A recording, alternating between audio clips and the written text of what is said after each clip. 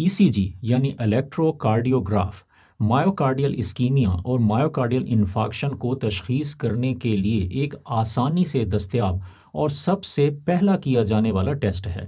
دل کی دھڑکن دل کی دیواروں میں گردش کرتے ہوئے الیکٹرک کرنٹ کے ذریعے پیدا ہوتی ہے۔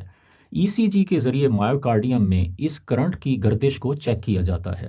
کورونری آرٹریز میں رکاوٹ پیدا ہونے سے جب مایوکارڈیم کا کوئی حصہ متاثر ہوتا ہے تو اس حصے میں کرنٹ کی گردش میں بھی تبدیلی پیدا ہوتی ہے۔ کرنٹ کی گردش میں ایسی کوئی بھی تبدیلی ECG میں تبدیلی کا باعث بنتی ہے۔